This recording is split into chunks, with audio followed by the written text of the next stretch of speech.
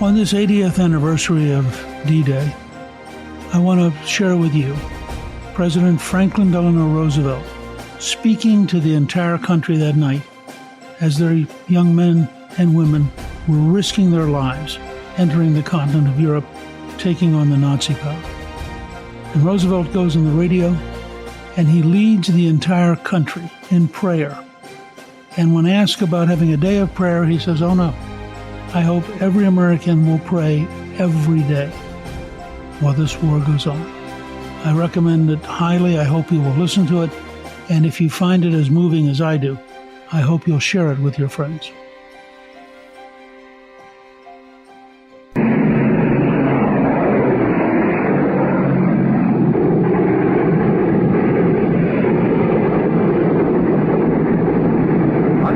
By Allied sources, of course, says that heavy fighting is taking place between the Germans and invasion forces on the Normandy Peninsula, about 31 miles southwest of Le Havre.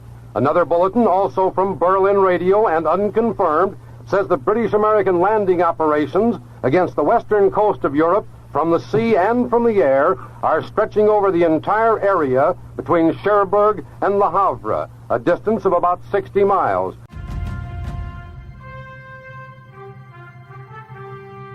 On June 6, 1944, 156,000 Allied troops stormed the beaches of Normandy. Paratroopers landed behind the beaches. A huge number of ships were in the English Channel. The air power was over all of that part of France. And it was the greatest single complex event in human history. Vastly more complicated than going to the moon or anything we've tried to do.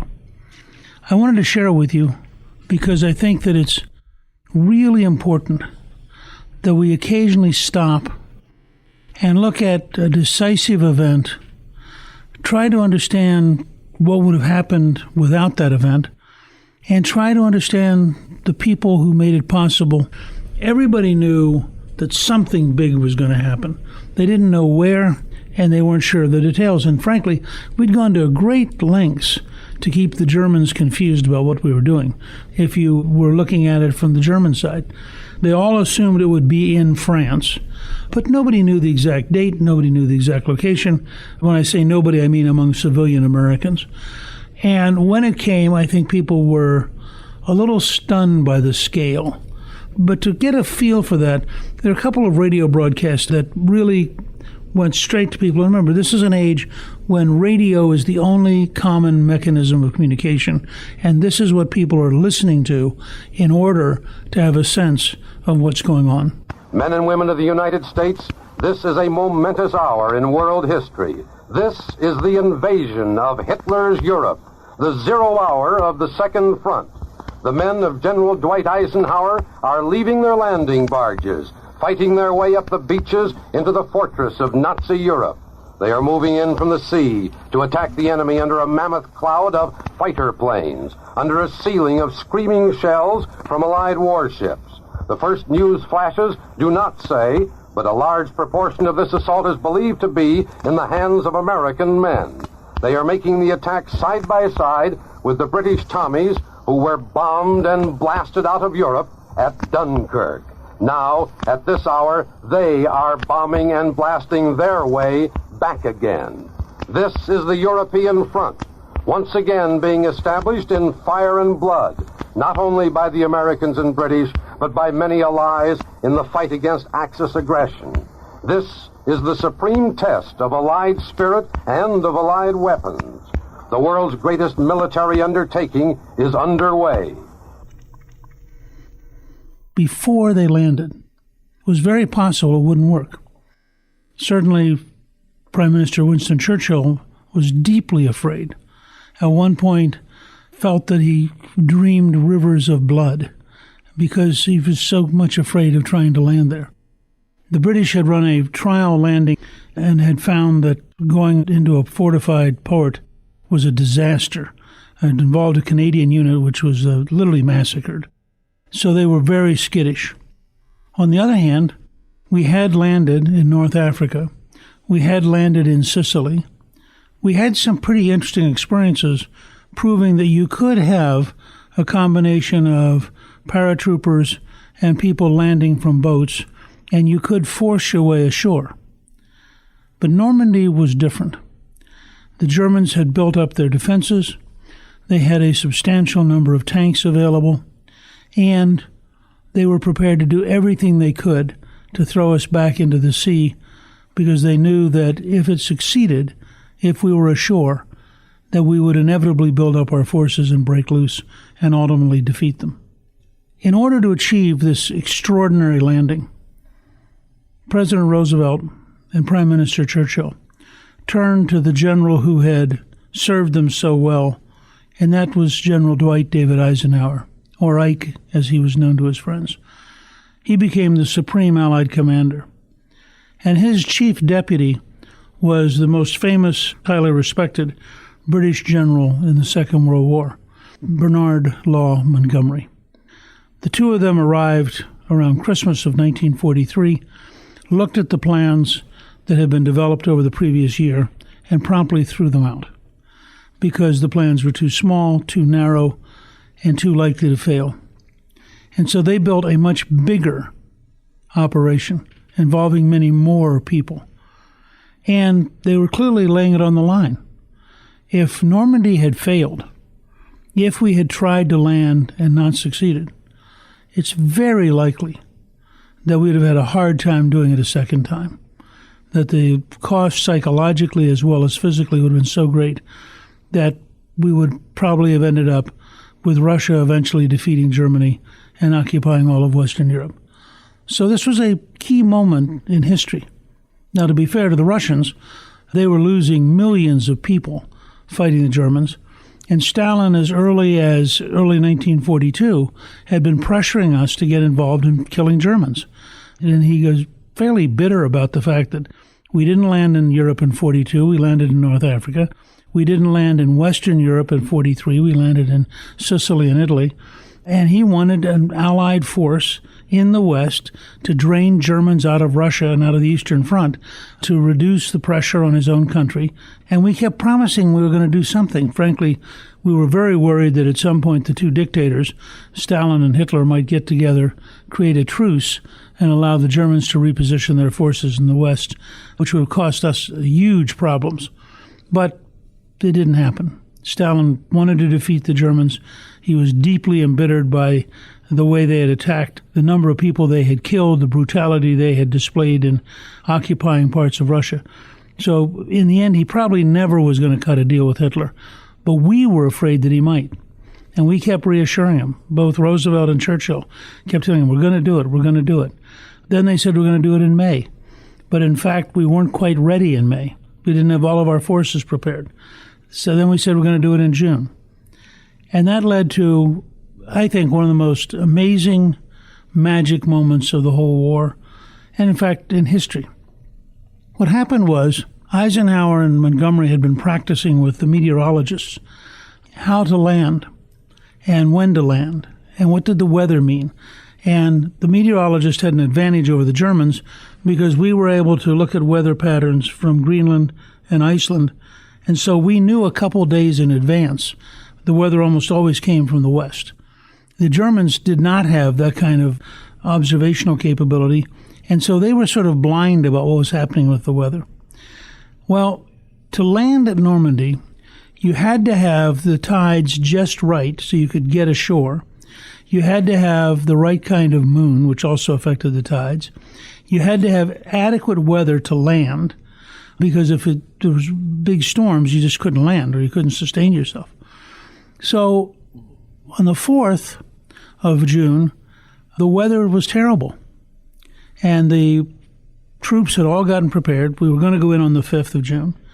They were on the ships. They were getting ready to get on the airplanes. And suddenly it was postponed for 24 hours. And Eisenhower was faced with probably the greatest single decision of the war. On the morning of the 5th, the meteorologist called and said, I think you're going to have a brief period of good weather starting on the 6th, and I think you can land. Now, this is putting over 100,000 men's lives at stake based on a weather prediction. First, the Germans, who did not have weather forecasting from the West, saw this terrible weather, assumed it was going to continue, and a lot of their senior leaders dispersed and went to various meetings because, after all, the Allies couldn't land in this kind of weather. And they had no notion that it was going to clear up on the 6th. Second, had Eisenhower been cautious, and had he waited till the next availability, which was in July, the fact was those dates in July were one of the largest storms in modern history in the English Channel and would have been an utter, total disaster. And so the one moment that worked was the moment we landed on D-Day, the 6th of June. Now, to give you a flavor of why this was so important, Roosevelt knew that we were really sending the country to war, that all those 156,000 Allied forces, many of whom were American, the paratroopers who were going to be landing during the night, the people who were flying the bombers overhead, people who were flying the transport planes, the people on the ships, all of these folks were engaged. Every town in America had an interest in what was going to happen at Normandy. I think it's important to remember that when we totally mobilized, 1 out of every 10 Americans, slightly more than that, 11% of the population, was in uniform. And Roosevelt, who knew it was coming, had been working on this. In fact, he's probably more worried than Eisenhower because he wasn't there.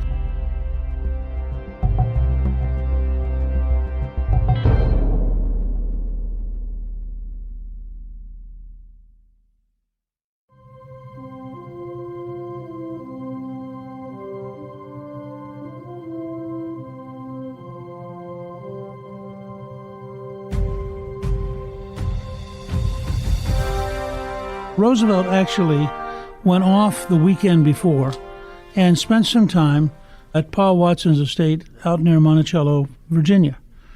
And they talked about what should he do, what should he say when he had to brief the American people that overlord had begun. His daughter suggested a prayer.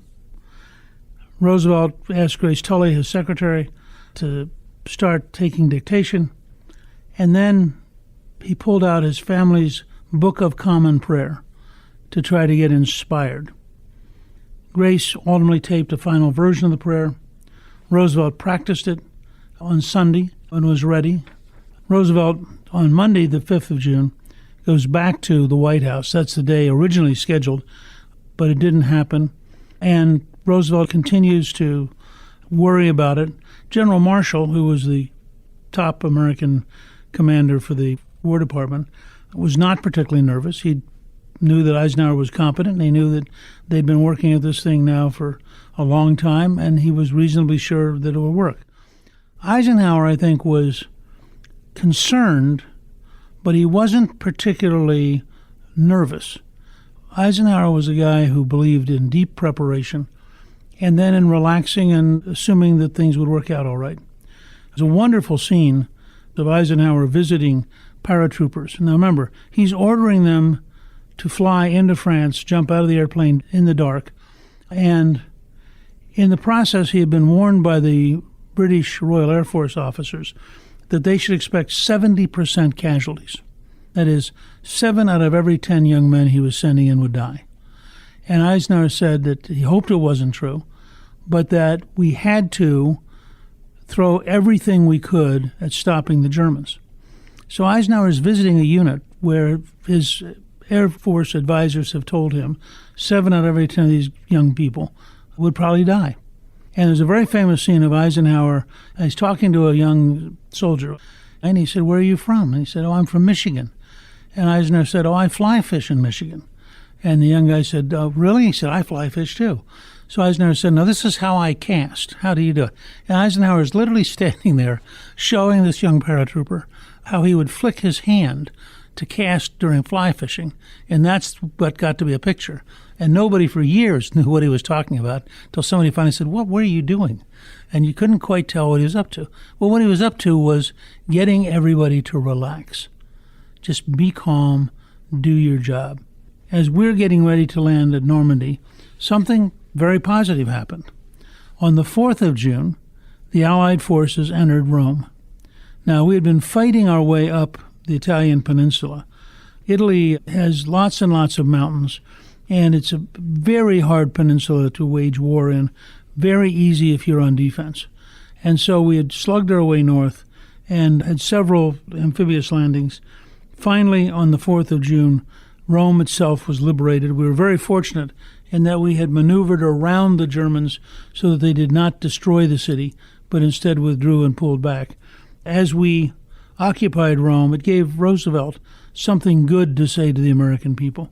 So on the night of the 5th of June, Roosevelt goes and has a fireside chat and talks about Italy and talks about the importance of the city of Rome.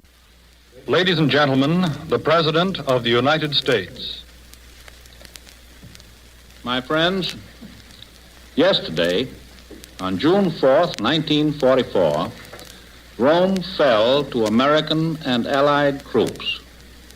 The first of the Axis capitals is now in our hands.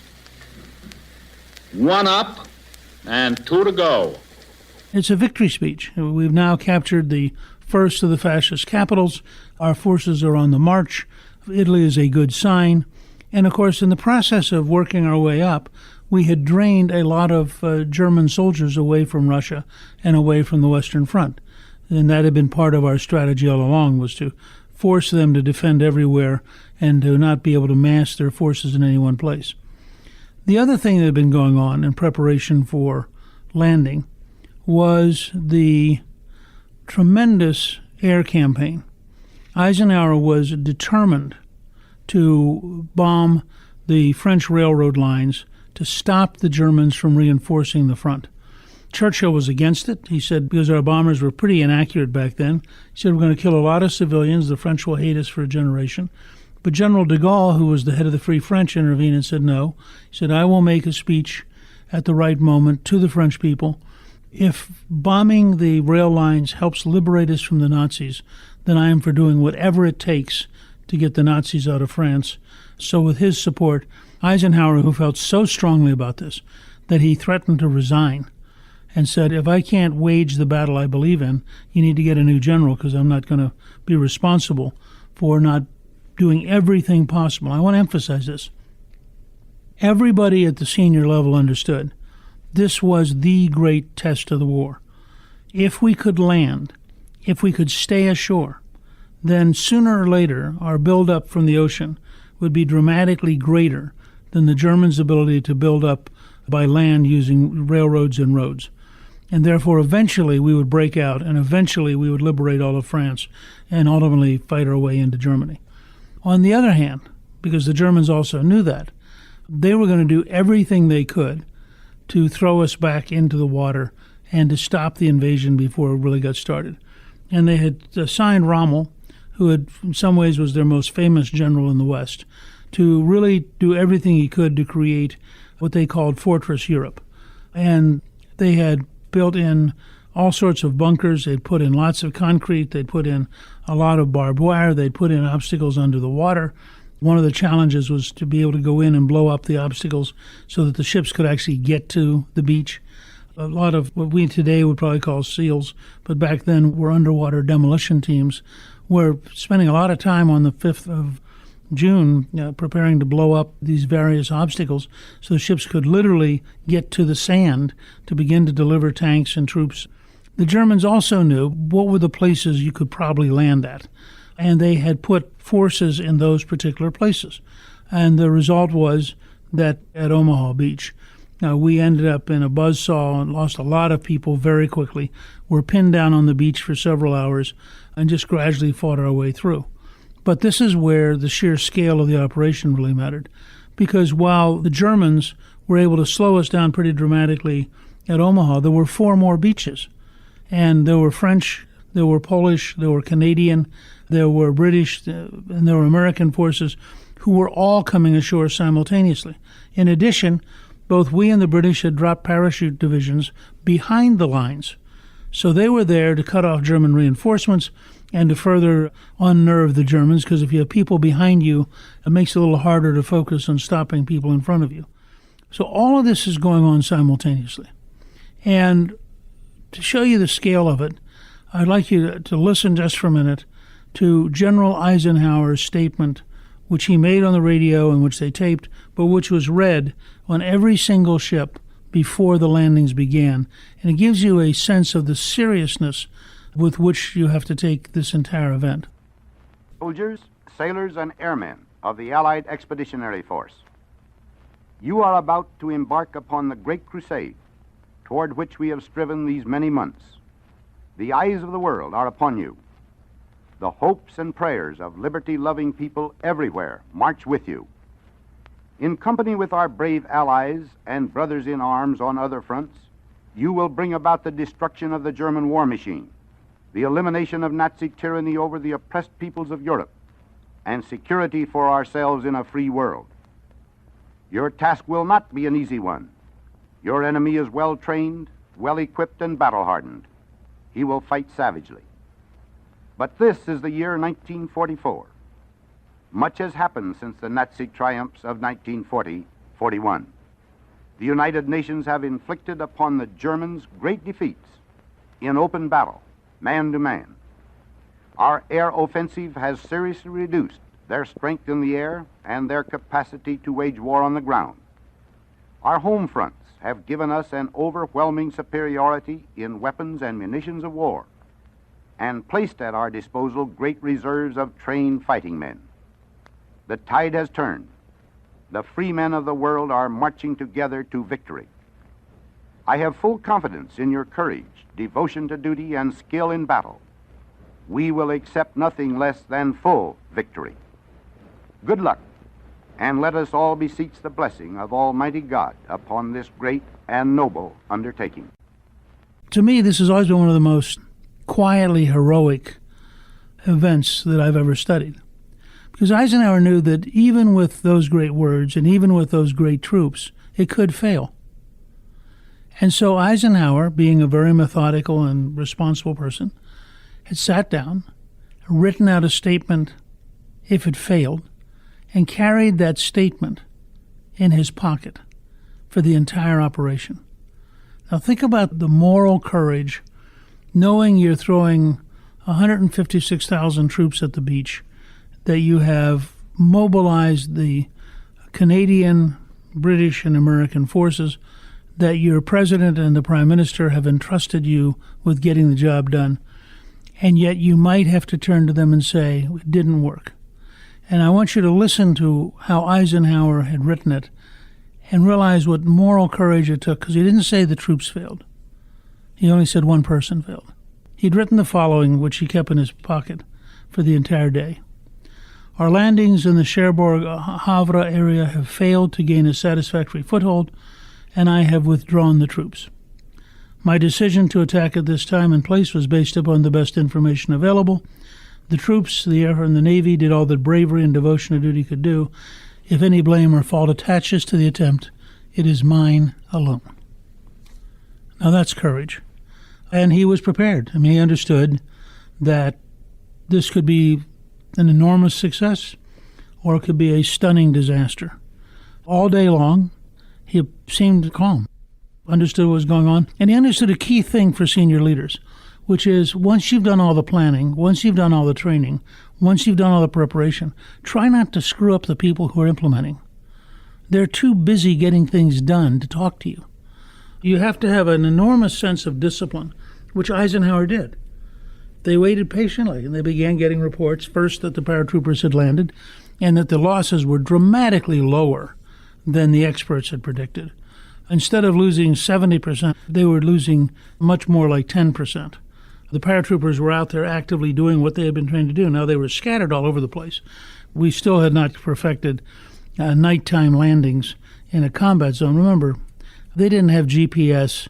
They didn't have any kind of capacity to know where they were except using compasses. And the planes tended to scatter when anti-aircraft guns fired at them. So people were being dropped all over the place. But they were rallying. They were getting organized. They were slowing down the Germans, and they were causing a great deal of disruption for the German command system. At the same time, Eisenhower was hearing back from the air forces who were over the beach. We had absolute air control. the once powerful Luftwaffe, the German Air Force, simply couldn't put up anybody that mattered. I think there were only 1 or 2 German airplanes over Normandy Beach for the entire day. And we, meanwhile, have hundreds and hundreds of aircraft, both strafing the Germans, bombing them, interdicting further inland. The Germans are trying to move units up to the front. They can't move them, something which Rommel had warned them about. Rommel had faced Allied air power in North Africa, and he kept telling the German high command, once the Americans start landing and the British start landing, you're not going to move people. They're going to cut you off with air power. And nobody in Berlin could quite understand this was very different than the Russian front. The Russian front had enormous artillery, but the Russians did not have total air superiority. Eisenhower knew all day that the landings were working, that we had problems at Omaha Beach, but that overall we were breaking through. We were gradually getting more and more forces ashore. And he was able to report that back through General Marshall to President Roosevelt. And that set the stage for the president, knowing that this great landing was succeeding, to go to the nation and to report to them. Now, just the day before, he had reported to them on the great victory in Rome, but that had been really sort of a political, governmental report. It was not a sense of anxiety, not a sense of commitment. It was the president saying, hey, we're winning, and here's what happened, and here's why Rome matters. Now he had a different situation. He had well over 100,000 troops in combat. He was about to send more troops into combat, first at France and then at Germany. And so he wanted to speak with the American people in a way that would bring them together and would rally them. And that's why I've always believed that Roosevelt's radio address on the 6th of June should be really heard by people, just to remind them both that so much was at stake, so many people were at stake, and that we had a president who didn't mind praying and having everybody pray.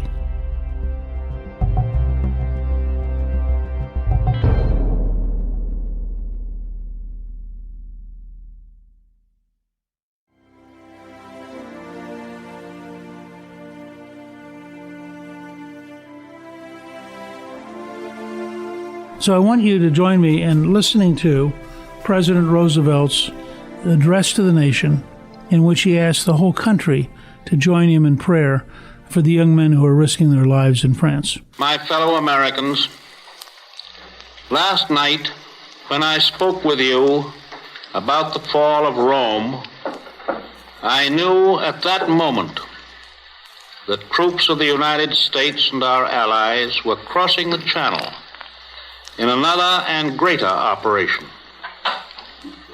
It has come to pass with success thus far. And so, in this poignant hour, I ask you to join with me in prayer. Almighty God, our sons, pride of our nation, this day have set upon a mighty endeavor, a struggle to preserve our republic, our religion, and our civilization, and to set free a suffering humanity. Lead them straight and true. Give strength to their arms, stoutness to their hearts, steadfastness in their faith. They will need thy blessings. Their road will be long and hard. For the enemy is strong. He may hurl back our forces. Success may not come with rushing speed, but we shall return again and again. And we know that by thy grace and by the righteousness of our cause, our sons will triumph. They will be sore tried by night and by day, without rest, until the victory is won. The darkness will be rent by noise and flame. Men's souls will be shaken with the violences of war. For these men are lately drawn from the ways of peace. They fight not for the lust of conquest. They fight to end conquest. They fight to liberate. They fight to let justice arise and tolerance and goodwill among all thy people. They yearn but for the end of battle, for their return to the haven of home. Some will never return. Embrace these, Father, and receive them, thy heroic servants, into thy kingdom. And for us at home, fathers, mothers, children, wives, sisters, and brothers of brave men overseas, whose thoughts and prayers are ever with them, help us, Almighty God, to rededicate ourselves in renewed faith in Thee in this hour of great sacrifice. Many people have urged that I call the nation into a single day of special prayer. But because the road is long and the desire is great, I ask that our people devote themselves in a continuance of prayer. As we rise to each new day, and again when each day is spent, let words of prayer be on our lips, invoking thy help to our efforts. Give us strength, too, strength in our daily tasks, to redouble the contributions we make in the physical and the material support of our armed forces.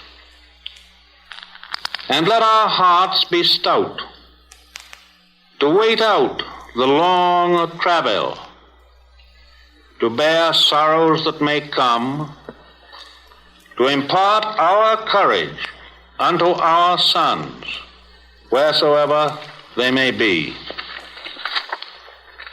And, O Lord, give us faith. Give us faith in Thee, faith in our sons, faith in each other, faith in our united crusade. Let not the keenness of our spirit ever be dulled. Let not the impacts of temporary events, of temporal matters of but fleeting moment, let not these deter us in our unconquerable purpose. With thy blessing, we shall prevail over the unholy forces of our enemy. Help us to conquer the apostles of greed and racial arrogances. Lead us to the saving of our country, and with our sister nations into a world unity that will spell a sure peace, a peace invulnerable to the schemings of unworthy men, and a peace that will let all men live in freedom, reaping the just rewards of their honest toil. Thy will be done, Almighty God. Amen. Now, imagine that you were a mother or a father, a brother or a sister, a husband or a wife, and you're listening to that. People you love are risking their lives doing something so terribly important that we have to win. I always thought one of the most fascinating points in that prayer was when he said, many people have urged that I call the nation into a single day of special prayer. But because the road is long and the desire is great, I ask that our people devote themselves in a continuance of prayer as we rise to each new day and again when each day is spent. Let words of prayer be on our lips, invoking thy help to our efforts. I think to really get a sense of the impact of that, you have to think back to a time when almost every family had somebody in the military, when we had mobilized 15 million people. You didn't know what was happening, and so you're clinging to every piece of news you can get. And what President Roosevelt is trying to do is both give you an immediacy, this is happening now, and we should pray together now. But in addition, he understands that this fight's not going to end in a week or two. And in fact, of course, it goes on from June the 6th, 1944 to May the 8th, 1945. And we have a number of very tough fights in that period. And so he wants to condition people together to be committed to praying for our troops.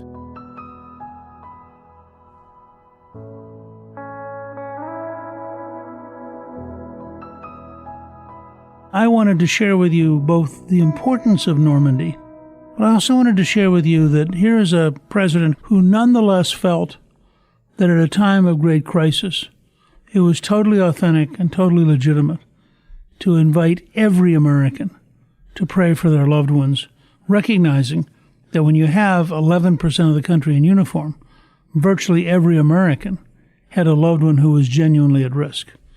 I think that these kind of historic dates, D-Day, the 6th of June, is a good example, are important lessons for people. What did it take to be free? What did it take to defeat tyranny? What was the nature of the people who had that kind of courage? And who then, by the way, quietly came back home.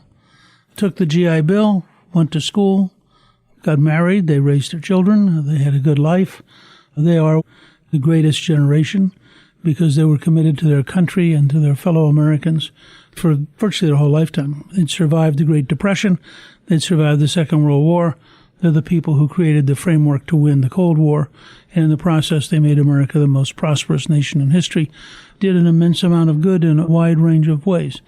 And my hope is that you will take a little time every D-Day to think about what it's taken to be free, the risks that we have to take, the sacrifices we have to make, and the power of bringing all of us together in prayer for a great cause and what was, in fact, a genuine crusade.